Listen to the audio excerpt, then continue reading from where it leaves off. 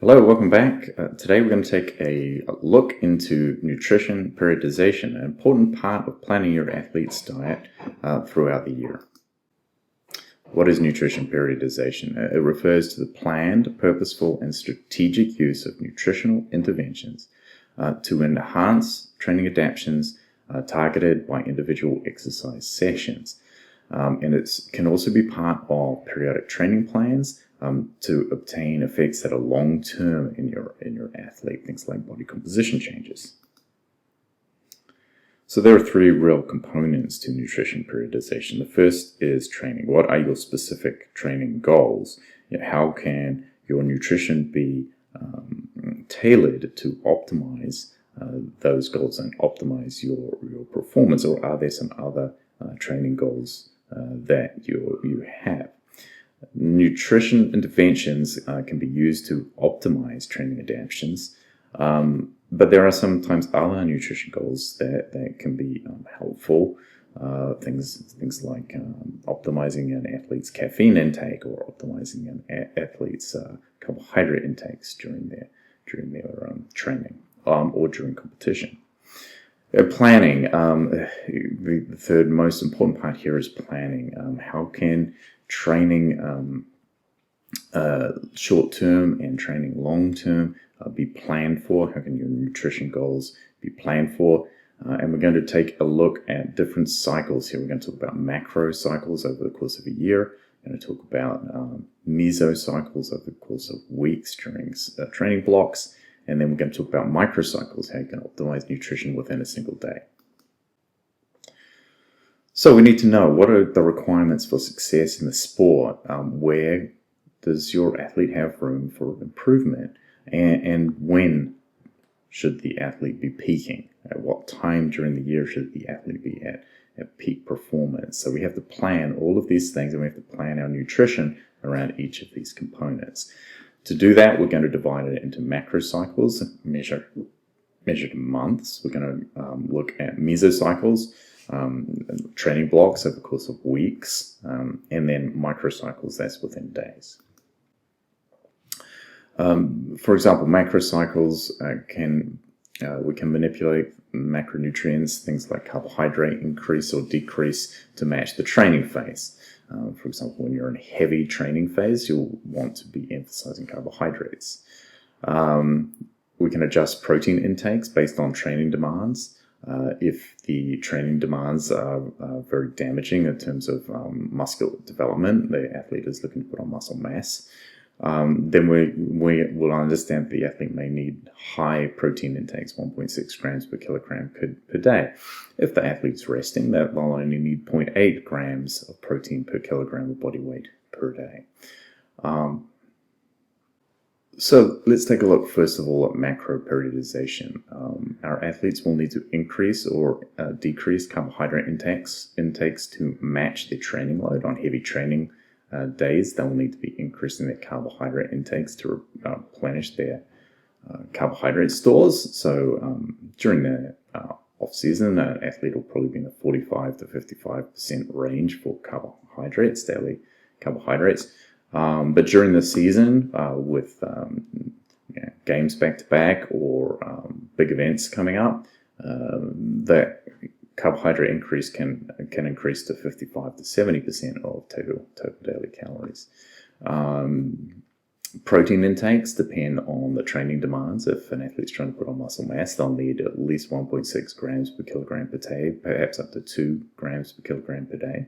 But during off-season or rest days, they'll only need 0.8 grams of protein per kilogram of body weight.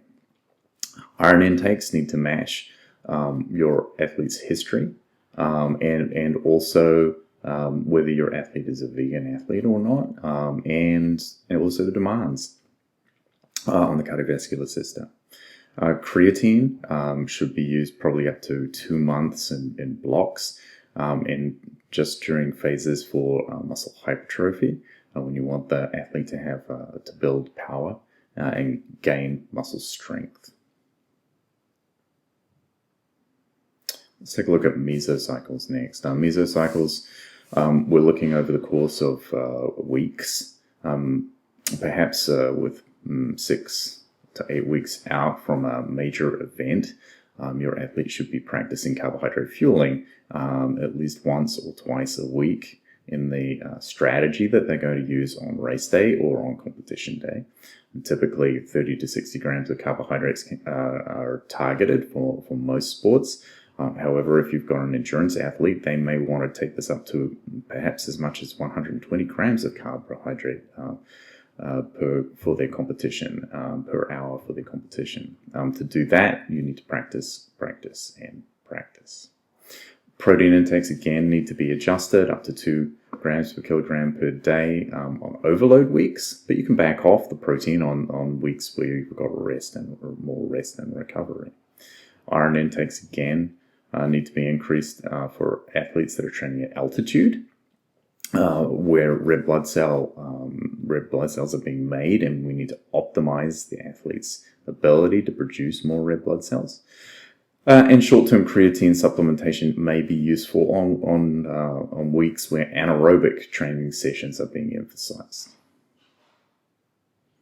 Now let's look at microcycles. Microcycles are in the order of a day. There are different thoughts about training high. That would be training with significantly higher carbohydrate to support the training load, and low carbohydrate training strategies. These would be days where you're trying to enhance your fat burning potential and boost fat burning. That will be a consideration for some endurance trained athletes. There are many different ways to go about this, and there's not a great deal of evidence that high fat diets are even useful for endurance racing. But we'll take a look at those different strategies, and there can be some reasons to include those strategies periodically in training for endurance events. Adjusting protein intakes, again, you want to optimize the time of day at which you're taking your protein. Protein muscle rebuilding occurs throughout the day, and particularly overnight. So it's really important to spread your protein intakes throughout the day. Time those every 3 to 4 hours, taking in about 25 to 30 grams of protein throughout the day, or taking protein prior to sleep to optimize muscle protein synthesis while you sleep. So it's a really good idea to take that 25 to 30 grams of protein before you go to sleep, and spreading out protein intakes throughout the day, at least 6 to 10 grams, but up to 25 to 30 grams every 3 to 4 hours. Iron intake should be timed for the morning when heptacinin levels, which is an inhibitor of iron uptake, is low. Iron should be also combined with vitamin C containing foods, citrus foods. And you should not be taking your calcium and magnesium supplements, if you need those, at the same time as taking in your iron foods, because calcium and magnesium can block iron uptake. So it's important to really time when you take iron to avoid anemia. And short-term creatine supplementation may be best post-workouts, and to take that with your carbohydrate immediately after your workout may be the best strategy for optimizing creatine uptakes. Another time you want to consider taking creatine is after any kind of head injury. Creatine does support recovery from concussion. So let's look at a microcycle, a typical daily plan. You can see that it's something that you need to really plan ahead of time, and athletes need to spend a lot of time thinking about what they're going to be doing. For example, a student athlete may want to start in the morning, get up in the morning with a breakfast containing carbohydrates, fats, and proteins, really well balanced. There are many choices you can have here, just to fuel up before morning training. Then after morning training, there will be an opportunity to replenish carbohydrate levels, and also to start to think about protein intakes. Then you may have classes, you may have lunch. Again, you want to have a balanced meal full of fresh fruits and vegetables and whole grains. Then classes in the afternoon, perhaps, and before training in the evening. You may want to again focus on getting some carbohydrates, maybe a little bit of protein back into your system before you train, but not eating too heavily. You want to hydrate during your training. You want to make sure you're getting electrolytes during your training, depending on how heavy a session that training is. And then immediately after training, you want to rehydrate. You want to get protein. You want to get carbohydrates straight into your system. You have dinner, which will be a balanced diet and consisting of the protein that you need, some complex carbohydrates, and these are going to allow you to be prepared for the next day. And then just before bed, you'd like to have that protein supplement, perhaps with a small amount of sugar, 25 to 30 grams of protein with some kind of carbohydrate in that before sleep to optimize protein building, muscle building, and recovery overnight. Now, there are some other training methods, some nutritional training methods that can alter your fat metabolism and your carbohydrate metabolism. You can train twice a day and perhaps train fasted in the morning. This will be considered training low. That will be with low carbohydrates. You should really consider only training low during recovery. And sleeping low and low fat diets. These will compromise your training if you train low too often. Really, this sort of train low idea was popularized a few years ago, but the research has shown that athletes who regularly train low tend to inhibit their performance. They inhibit their training gains. In fact, it is better for most athletes to train high with full muscle and liver glycogen. After heavy training sessions, you want to replenish your muscle glycogen with glucose, and you want to replenish your liver glycogen. The best sugar for replenishing your liver glycogen would in fact be fructose, which is found in a lot of fruits. You do need to train the gut. This is coming out of a lot of research now. The gut is extremely trainable. Carbohydrate absorption is extremely trainable. You can practice carbohydrate intakes. You can practice with a relatively full stomach. You can improve gastric emptying by drinking reasonably large volumes during your training, and these things will improve your ability to absorb carbohydrates during your sport and allow you to last just a little bit longer than your competition. Training dehydrated is really not recommended. However, training in heat is definitely something that can improve performance. To train in the heat, you would need to do that for about 7 to 10 days.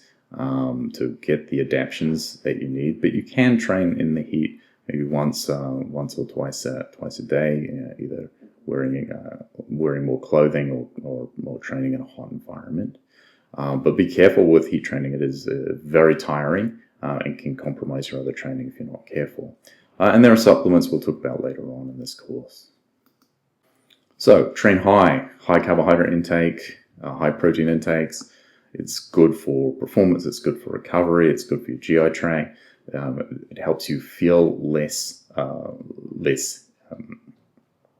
effort during your training, and it prevents overreaching and overtraining. It allows you high quality training, it allows you hard training days, and allows you to be prepared for match day.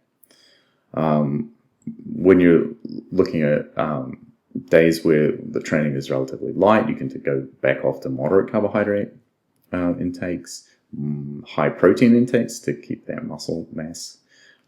Good recovery means eating healthily, eating lots of fruits and vegetables and whole grains, anything with antioxidants to keep you recovering as fast as possible. This would be normal training days. Training low carbohydrate intake days There may be some improvements in mitochondrial adaptations, increased fat oxidation, but you can easily overreach. You should really only be training low pre-season and off-season. You do not want to compromise your competition phase training by training low. And when you're at rest, you can back off to low carbohydrate intakes or moderate protein intakes. Just back off everything here and just focus on healthy nutrition. That's fruits, vegetables, whole grains, a variety of different kinds of foods. Explore different kinds of foods. This is the opportunity to let your body rebuild, give it all the ingredients it needs to rebuild. So explore different foods with a great variety in your diet.